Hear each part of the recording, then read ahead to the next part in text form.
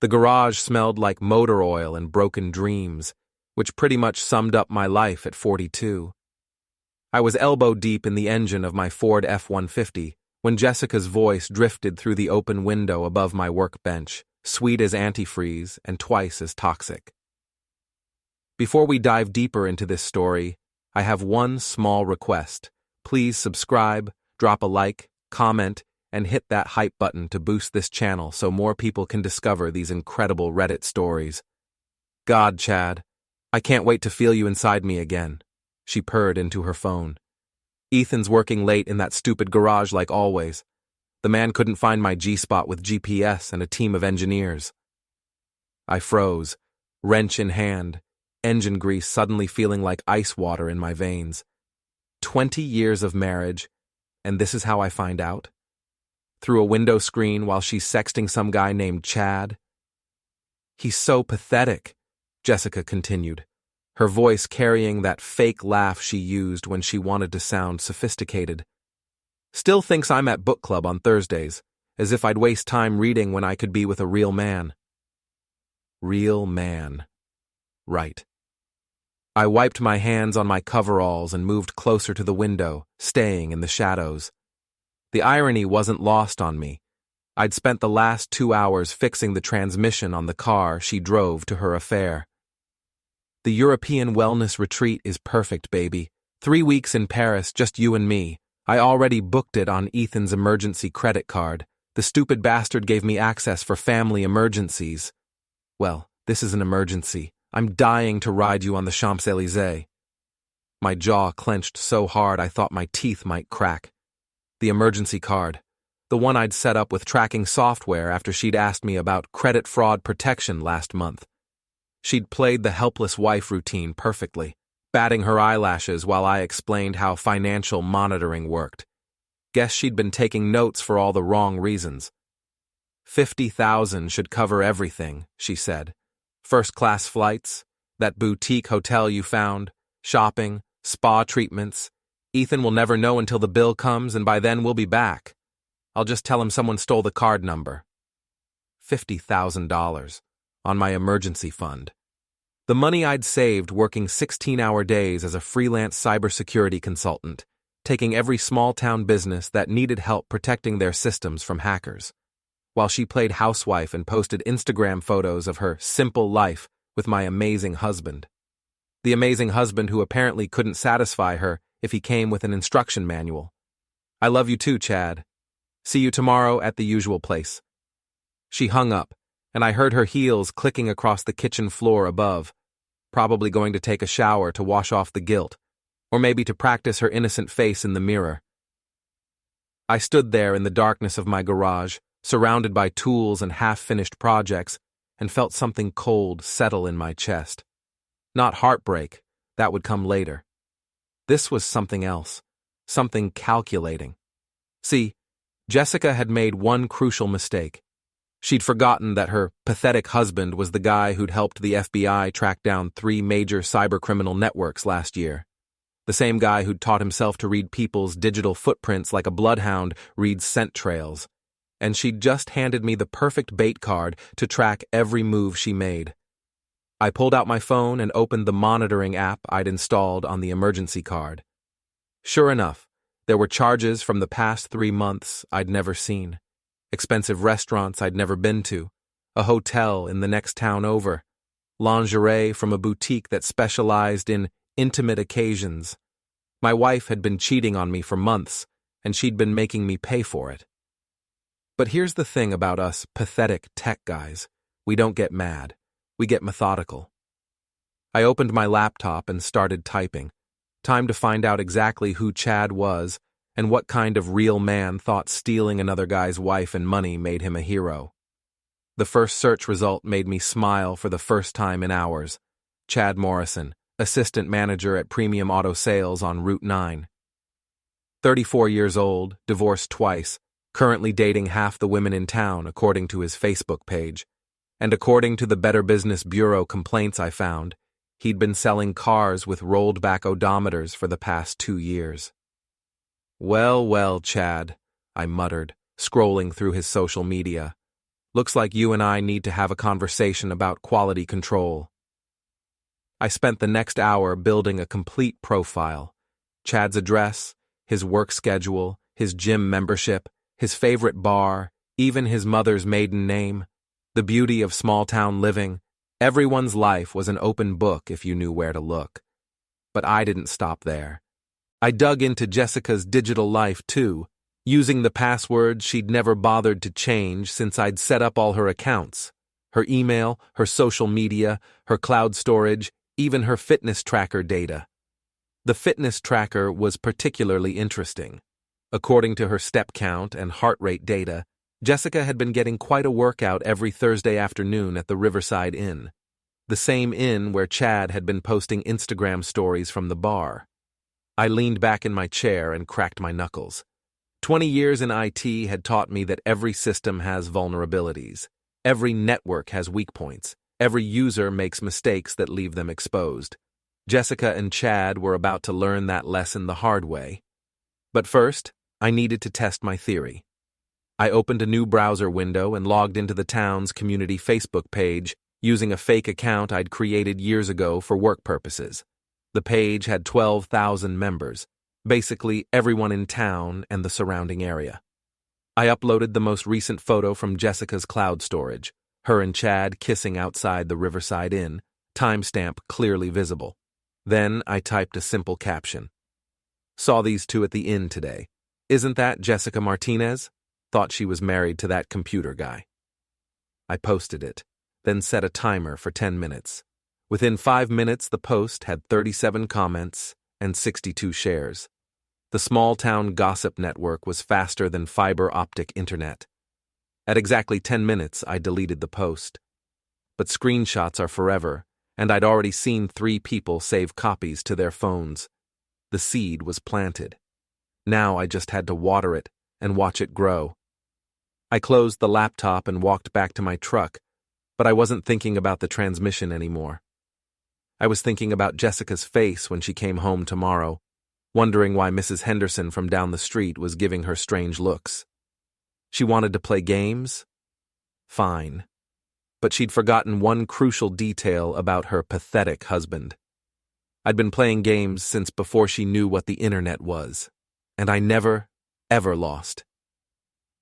Jessica came home the next evening with that fake smile she wore when she was hiding something. She kissed my cheek, the same lips that had been whispering sweet nothings to Chad 12 hours earlier, and asked about my day like she actually cared. How was book club? I asked, not looking up from my laptop. I was sitting at the kitchen table, supposedly working on a client's firewall upgrade. Really, I was monitoring the digital chaos I'd unleashed. Oh, you know how it is, she said, opening the refrigerator. Margaret picked another depressing novel. Something about a woman whose husband doesn't appreciate her. The irony was so thick you could cut it with a butter knife. Sounds familiar, I said. Maybe I should read it. Learn something about appreciation. She shot me a look, and for a second I saw uncertainty flicker across her face. Good. Let her wonder. My phone buzzed with a text from Barry Rodriguez, my best friend and the owner of Iron Will Boxing Gym downtown. Barry was old-school tough, the kind of guy who'd grown up when handshakes meant something, and a man's word was his bond. He'd been trying to get me back into the ring for years, saying I needed to work out my frustrations with something more productive than computer code. Heard some interesting gossip at the gym today, his text read. You free to talk? I typed back quickly. Can't tonight? Tomorrow morning? Sure thing, brother. Bring your gloves. Jessica was watching me type, trying to read my screen upside down. Who's texting you this late? Barry. He wants me to come by the gym tomorrow. That's nice, she said, but I could hear the relief in her voice. If I was at the gym, I wouldn't be home to notice her Thursday afternoon book club meeting. What she didn't know was that I'd already hacked into Chad's work schedule. He took long lunches on Fridays, usually heading to the gym around noon to work off his liquid lunch from the night before. Iron Will Boxing was the only gym in town that stayed open during lunch hours. Funny how small towns made everything so convenient. Actually, I said, closing my laptop. I think I'll start going regularly again. Get back in shape. You know, work on my stamina. The word stamina hit her like a slap. She fumbled with her water glass, nearly dropping it. That's great, honey. You should definitely do that. I stood up and stretched, making sure she got a good look at my shoulders. I might be a computer nerd, but I'd spent my 20s in Barry's gym, and muscle memory doesn't forget. A few weeks of serious training and I'd be back to fighting weight. You know what else I'm thinking about? I said, moving closer to her. We should take a vacation, somewhere exotic, maybe Europe. She went pale. Europe? Yeah. I was looking at our finances today, and we've got that emergency fund just sitting there. $50,000, earning practically nothing in interest. We should use it for something special. I thought that was for actual emergencies. What's more important than our marriage? I asked, putting my hands on her shoulders. She flinched slightly. When's the last time we went somewhere together? Just you and me? I don't know, Ethan. That seems like a lot of money. Money we've earned, I said. Money we've saved together, unless you have some other plan for it? She shook her head quickly. Too quickly. No, of course not. I just think we should be careful. Careful, I repeated. Right. Well, maybe you're right. Maybe we should save it for a real emergency, like if someone stole our credit card numbers or something. I watched her face carefully.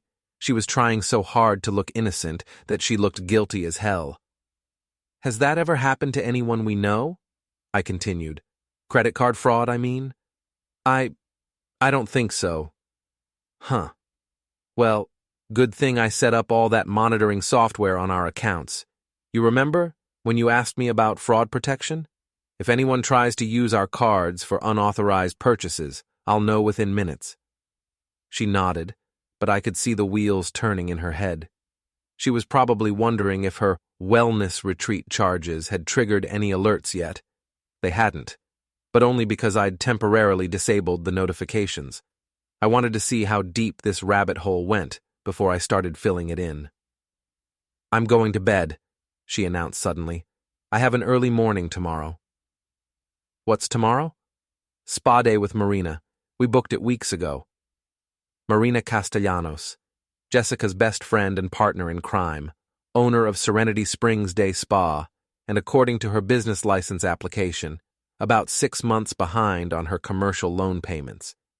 Interesting how people in financial trouble suddenly developed expensive tastes in friendship activities. That sounds nice, I said. You two have been spending a lot of time together lately. We're just trying to stay connected. You know how friendships are. I knew exactly how friendships were, especially the kind that involved covering for each other's affairs while planning European getaways with stolen money. After Jessica went upstairs, I opened my laptop again and dove deeper into Marina's finances.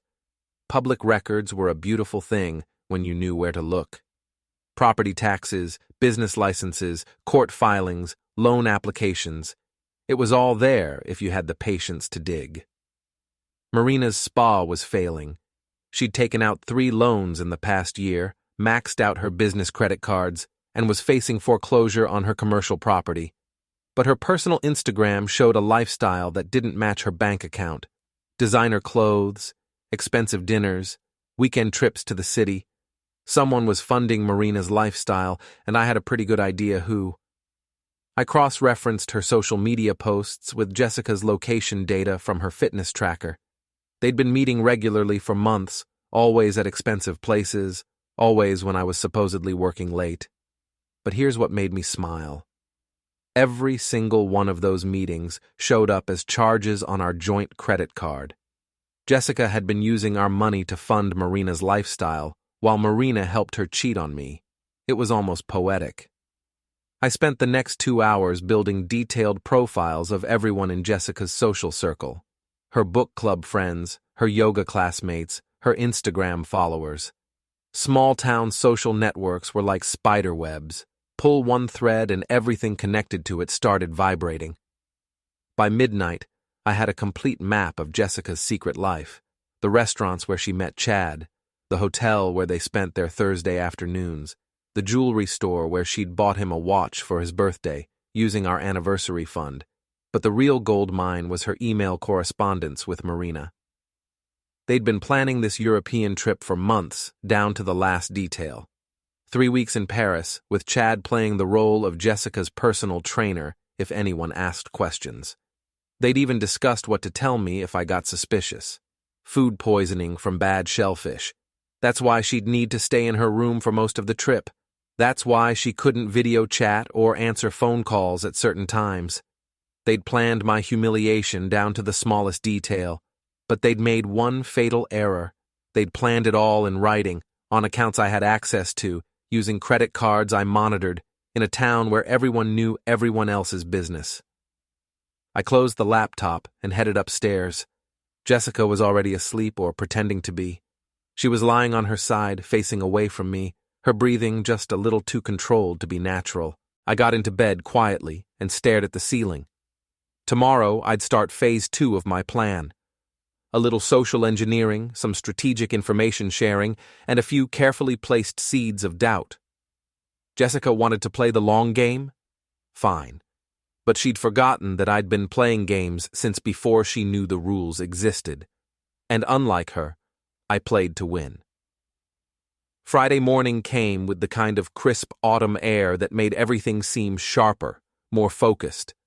I was at Iron Will Boxing Gym by 7 a.m., working the heavy bag like it owed me money. Each punch was precise, controlled, backed by 20 years of frustration I'd been too polite to express. Barry watched me from across the gym, occasionally calling out corrections to my form. "Keep your guard up, Ethan. You're dropping your left hand." I adjusted and threw another combination.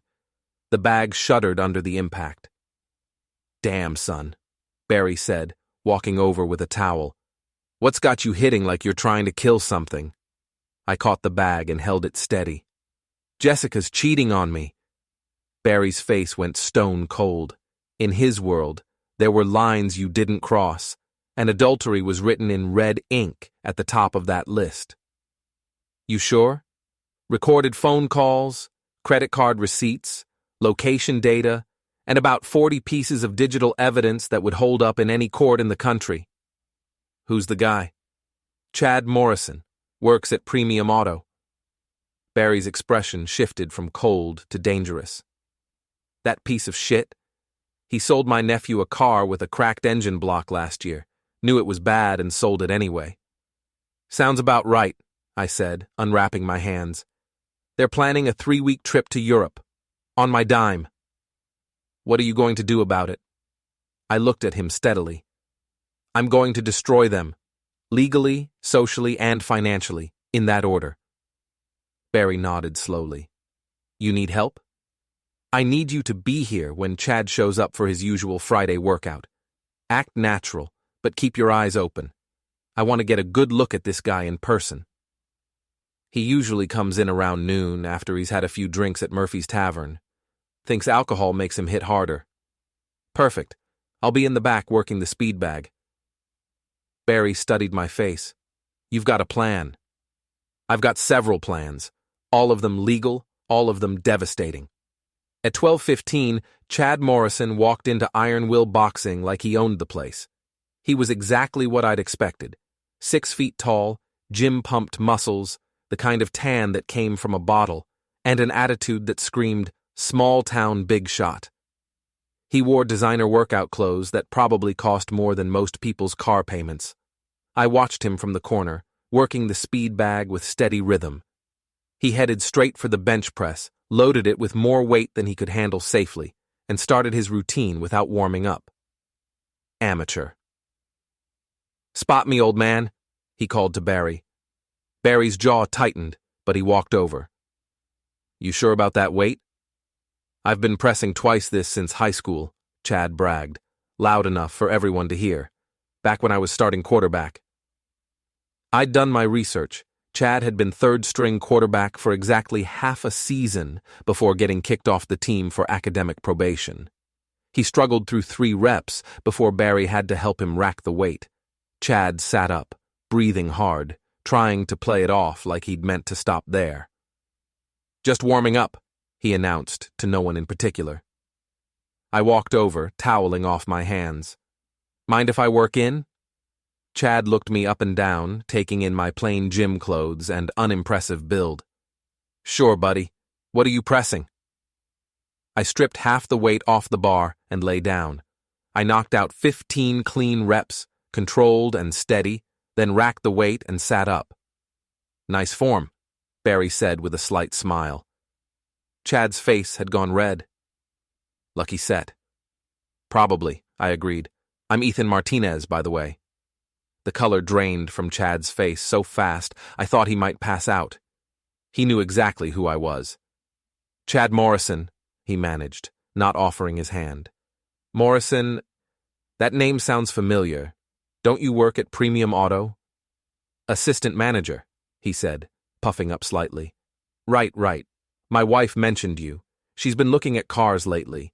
Says you've been very helpful." Chad's Adam's apple bobbed. "Just doing my job." "I bet you are. Jessica speaks very highly of your customer service. Says you really go above and beyond." I let the words hang in the air while I loaded the bar with Chad's original weight. "Mind spotting me? I want to try something heavier." Chad couldn't refuse, without looking weak in front of the other guys. He stood behind the bar while I lay down and gripped the weight. "You know," I said conversationally, "Jessica's been so happy lately. Glowing even. She's planning this big trip to Europe. Very excited about it." I pressed the weight smoothly, my voice never wavering. Chad's hands were shaking slightly as he followed the bar. That's nice for her. 3 weeks in Paris. Very romantic. She says she's going with her book club, but between you and me, I think there might be a man involved." Chad nearly dropped the bar on my chest. I caught it easily and racked it myself. "Careful there, buddy. Safety first, right?" I sat up and looked him directly in the eyes. "The thing is, I'm pretty good at figuring out puzzles. Comes with the territory in my line of work. And this whole situation has been like a really interesting puzzle." Chad was sweating now and not from the workout. "I should get going," he mumbled. "So soon? We were just getting acquainted. Maybe we should grab a beer sometime, talk about cars, or travel, or customer service." I'm pretty busy." "I bet you are. Well, if you change your mind, you know where to find me." Chad practically ran out of the gym. Barry walked over, shaking his head. "That boy's going to have nightmares about you." "Good," I said. That was just the appetizer. I spent the rest of the afternoon implementing Phase 2 of my plan. I drove to Premium Auto Sales and walked around the lot, taking pictures of cars and their posted prices. Then I cross-referenced the VIN numbers with their actual market values and maintenance histories. Chad hadn't been lying about the rolled-back odometers. 3 of the cars on the lot had discrepancies between their advertised mileage and their service records. One had been in a major accident that wasn't disclosed on the sales sheet. I documented everything, then sent an anonymous tip to the state attorney general's office. Not enough to shut them down immediately, but enough to trigger an investigation that would make Chad's life very complicated very soon.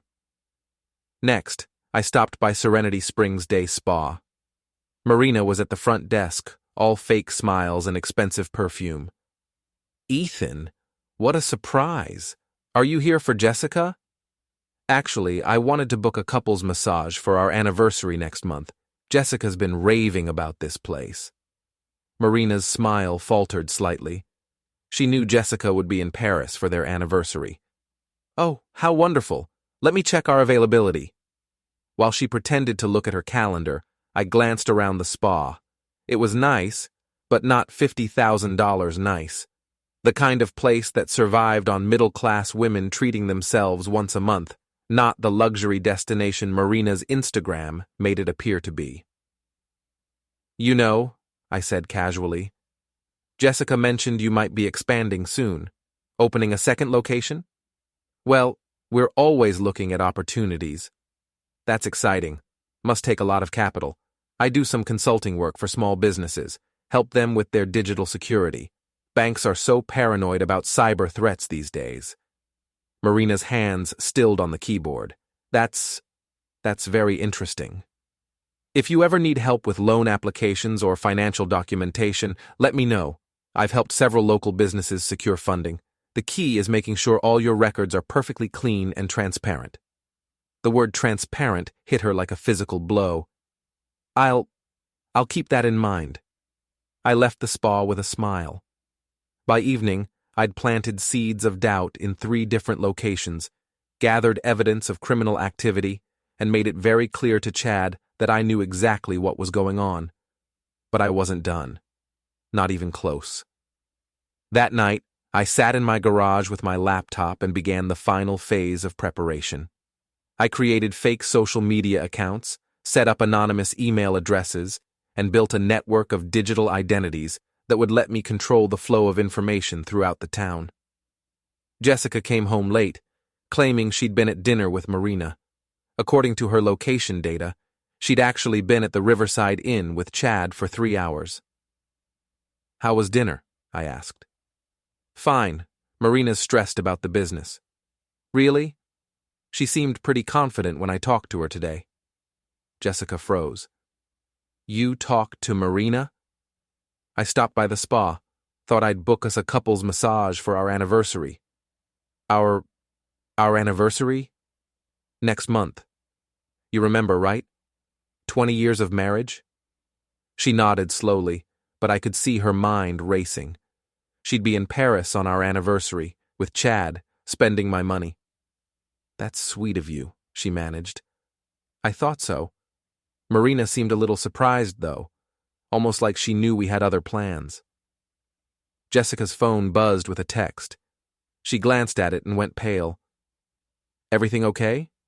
"Fine, just..." Marina had a question about tomorrow. I'd sent the text from one of my anonymous accounts. "Ethan knows. We need to talk." "You should call her back," I suggested. "Make sure everything's okay." Jessica nodded and headed upstairs, probably to have a panic attack in private. I opened my laptop and began uploading the photos I'd taken at Premium Auto to a consumer protection website. By morning, Chad's employer would be facing some very uncomfortable questions about their business practices, but that was still just the beginning. I pulled up Jessica's travel itinerary and began making some modifications. Flight cancellations were surprisingly easy to arrange when you knew the right systems to access. Hotel reservations could be mysteriously lost. Credit card authorizations could be temporarily frozen for suspicious activity. Jessica wanted to play games with my money and my marriage. Game on. The next morning brought the kind of chaos I'd been orchestrating for weeks. My phone rang at 6 a.m., Jessica's panicked voice on the other end. "Ethan, something's wrong with our credit cards. The bank called and said there's suspicious activity. They've frozen everything." I rolled out of bed, putting on my best concerned husband voice. "What kind of suspicious activity?" "Large purchases, travel bookings, things like that. They want us to come in and verify everything." "Well, we haven't made any large purchases lately, have we?" Silence on the other end. Beautiful, guilty silence. No, of course not. But they mentioned something about European travel reservations?" "That's weird. Maybe someone stole our card numbers. Good thing I set up all that monitoring software." "Right. Good thing." I could practically hear her world crumbling through the phone. "Don't worry, honey. I'll handle it. I'll call the bank and straighten everything out." What I actually did was drive to Iron Will Boxing and work out my frustrations on the heavy bag while Barry watched the local news coverage of Premium Auto's sudden inspection by state investigators. "Anonymous tip," Barry said, grinning. "Someone reported potential odometer fraud." "Really? That's terrible. I hope they get to the bottom of it." "Oh, they will. Chad Morrison's been taken in for questioning." Perfect timing. While Chad was dealing with criminal investigators, I was implementing the next phase of my plan. I'd spent the previous evening creating a comprehensive dossier of Jessica and Chad's affair, complete with photos, credit card records, hotel receipts, and text message screenshots. Everything legally obtained, everything documented with timestamps and locations. But I wasn't ready to release it yet. First, I wanted to watch them squirm. I drove to Marina's spa around noon. She was pacing behind the front desk like a caged animal, her phone pressed to her ear. "I don't care what the bank says," she was hissing into the phone. "That money was supposed to be transferred yesterday." She saw me walk in and quickly ended the call. "Ethan, what brings you by?" "I wanted to check on that couple's massage appointment. Jessica seemed stressed about something this morning." "Oh, she's fine. Just some mix-up with your credit cards." "Right. Funny thing about that. The bank said the suspicious activity was related to a European travel booking, but we haven't booked any European travel." Marina's face went white. Maybe someone used your card numbers? Maybe. Or maybe someone we trust has been making unauthorized purchases." I let that sink in while I pretended to examine the spa's price list. "You know, Marina, I've been thinking about what you said yesterday, about expanding the business. I did some research on small business loans, and I found some interesting information." "What kind of information?" "Well, for starters, I found out that making false statements on loan applications is a federal crime, punishable by up to 5 years in prison." She nearly dropped her phone.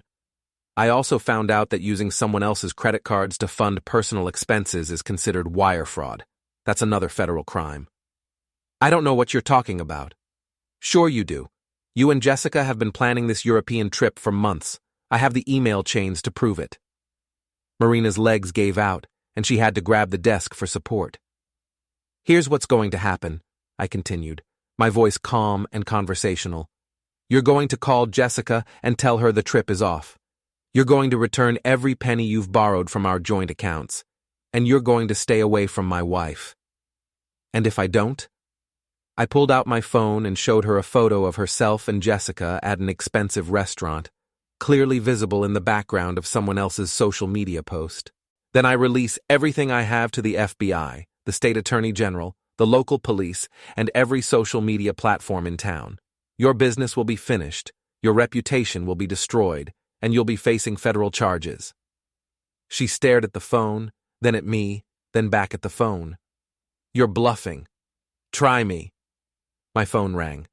Jessica's number. "Excuse me," I said to Marina, then answered the call. "Hi, honey." "Ethan, where are you? The bank wants to meet with both of us." "I'm at Marina's spa. She was just telling me about some financial difficulties she's been having." I watched Marina's face as I spoke. "Maybe you should come down here. I think the three of us need to have a conversation about money management." 20 minutes later, Jessica walked into the spa looking like she'd been hit by a truck. Her makeup was smeared, her hair was disheveled, and her hands were shaking. She saw me sitting calmly in the waiting area and tried to compose herself. "Hi, sweetheart. What are you doing here?" "Having an interesting conversation with Marina about trust and friendship." Jessica's eyes darted between Marina and me, trying to read the situation. "Marina tells me you two have been planning some kind of trip together." Just a girls' weekend, nothing major." "Funny. The bank records show reservations for 3 weeks in Paris. That's a pretty long weekend." Jessica's facade finally cracked. She slumped into a chair and put her head in her hands. "Ethan, I can explain." "I'm sure you can. But first, I want you to explain something else." I pulled out my phone and played a recording of her conversation with Chad from that first night in the garage. Her voice filled the small spa, every cruel word about our marriage, every detail of their affair, every plan to steal my money. When it finished, the silence was deafening. "You recorded me," she whispered, "in my own garage, on my own property, which makes it perfectly legal." Marina tried to slip toward the back door, but I stopped her with a look. "Don't even think about it. We're all going to sit here and have a nice, honest conversation about the future." I stood up and walked to the window, looking out at the small town I'd called home for 20 years. "Here's what's going to happen," I said without turning around. "Jessica, You're going to pack your things and move out of my house by the end of the week. You can stay with Marina or Chad or whoever else wants to deal with your drama. Ethan, please, I'm not finished. I turned to face them both. Marina, you're going to close this spa and find a new line of work, somewhere far away from here. You can't make me. Actually, I can. See, I've been documenting your loan fraud for weeks. One phone call to the State Banking Commission, and you'll be facing criminal charges. I walked back to my chair and sat down. And Chad? Well, Chad's already dealing with his own problems. Turns out selling cars with rolled-back odometers is a felony. Jessica was crying now, ugly tears that ruined what was left of her makeup. We never meant for it to go this far. No, you just meant to steal my money, destroy my marriage, and humiliate me in front of the entire town. But you didn't mean for it to go far. I stood up and headed for the door. You have until Sunday to get out of my house. After that, I'm changing the locks and having you arrested for trespassing. What about our marriage? What about 20 years together? I paused at the door and looked back at her. What about it? You threw it away the first time you spread your legs for Chad Morrison. I'm just cleaning up the mess you made. I walked out of the spa and into the afternoon sunlight, leaving behind two women whose lives I'd just systematically destroyed. But I wasn't done yet, not even close. The final act was still to come, and it was going to be spectacular. Sunday afternoon arrived with the kind of crisp autumn air that made everything seem possible. I was sitting in my garage, surrounded by boxes of Jessica's belongings, when my phone rang. Barry's voice was tight with excitement. Turn on Channel 7. You're going to want to see this. I walked into the house and flipped on the TV. The local news was running a story about premium auto sales being shut down by state investigators. Chad Morrison's mugshot filled the screen as the reporter detailed charges of odometer fraud, falsifying documents, and conspiracy to commit wire fraud. But that wasn't the best part. The best part was the interview with Chad's former boss, who was throwing him under the bus so hard it left tire marks. Mr. Morrison acted completely without authorization, the owner was saying. We had no knowledge of his illegal activities and were cooperating fully with the investigation. My phone buzzed with a text from an unknown number. This is all your fault. You destroyed my life. Chad, apparently, had figured out who'd tipped off the investigators. I typed back, You destroyed your own life. I just documented it. The response came immediately. I'm going to tell everyone what you did. Go ahead. Tell them I caught you stealing my wife and my money.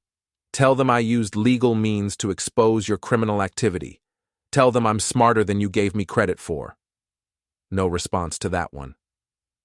I was still staring at my phone when Jessica's car pulled into the driveway. She got out slowly, like she was walking to her execution, and came to the garage door. I'm here for the rest of my things. They're all boxed up. Help yourself. She looked around at the boxes, then at me. This is really it? 20 years of marriage and you're just going to throw it all away? I'm not throwing anything away. You already did that. She picked up one of the boxes, then set it down again. Ethan, I know I made mistakes, but we can work through this. We can go to counseling, start over. With what money? The $50,000 you stole is gone. Marina's spa is closed. Chad's facing 5 years in federal prison. What exactly are we going to start over with? I'll pay you back. I'll get a job. You'll what? You haven't worked in 15 years. You have no skills, no references, and now you have a reputation as a cheater and a thief. Who's going to hire you? She started crying again, but this time it felt different. Not manipulative tears, but genuine despair. I never meant for any of this to happen. Yes, you did. You planned every detail. The only thing you didn't plan for was getting caught. I walked over to my workbench and picked up an envelope I'd been saving for this moment. Before you go, there's something else you should know. I handed her the envelope. She opened it with shaking hands. Inside were divorce papers, already filed with the court. But that wasn't the surprise. The surprise was the financial disclosure statement that showed our complete asset division. According to state law, assets acquired through fraudulent means aren't subject to community property division, I explained. Since you used our joint accounts to fund an extramarital affair, I get to keep everything. The house, the savings, the retirement accounts, all of it. She stared at the papers in shock. But there's more. See, while you were planning your European getaway, I was planning something too. I've been documenting every aspect of your affair for months. Every hotel receipt, every restaurant charge, every lie you told. I pulled out my laptop and showed her a website I'd built over the weekend. I call it The Truth About Jessica Martinez. It's got everything. Photos, recordings, financial records, text messages. All of it legal, all of it true, and all of it public. Her face went white. You can't do this. Actually, I can. It's all factual information, legally obtained. No slander, no libel, just the truth. The website was comprehensive. I'd organized everything chronologically, starting with the first suspicious charge on our credit card and ending with Chad's arrest. I'd included audio recordings of her phone calls, screenshots of her text messages, and a detailed timeline of her movements based on her fitness tracker data. But the masterpiece was the final section. The real cost of betrayal. I'd calculated exactly how much Jessica's affair had cost us. Not just the stolen money, but the emotional damage, the legal fees, the destroyed relationships. I'd put a dollar amount on 20 years of marriage and shown exactly how she'd thrown it away. The site went live an hour ago, I said. It's already been shared 47 times on social media. Jessica's phone started buzzing with notifications, text messages, Facebook comments, Instagram mentions. The small-town gossip network was having a field day. Everyone in town is going to see this, she whispered. Everyone in town already knows. I just gave them the full story instead of letting them fill in the blanks themselves. She looked at me with something approaching hatred. You're destroying me. No, Jessica, I'm just making sure everyone knows who you really are. She grabbed her boxes and started loading them into her car, moving with frantic desperation. Neighbors were starting to come out of their houses, drawn by the commotion and the social media buzz. Mrs. Henderson from across the street waved at me sympathetically. Ethan, honey, we're so sorry about what you're going through. Thank you, Mrs. Henderson. I appreciate the support. Jessica finished loading her car and turned to face me one last time. I hope you're happy, she said. I considered the question seriously. Was I happy? My marriage was over, my trust was shattered, and my life was about to change completely. But I was also free. Free from lies, free from manipulation, free from pretending that everything was fine when it wasn't. You know what? I said. I think I am. She got in her car and drove away without another word. I stood in my driveway, watching her taillights disappear around the corner, and felt something I hadn't experienced in months. Peace. My phone rang. Barry's voice was full of admiration. Brother, I just saw your website. That's the most beautiful piece of revenge I've ever witnessed. It's not revenge, I said. It's justice. What's the difference? I thought about that for a moment, watching the sun set over the small town that had been my home for 2 decades. Revenge is about making them suffer.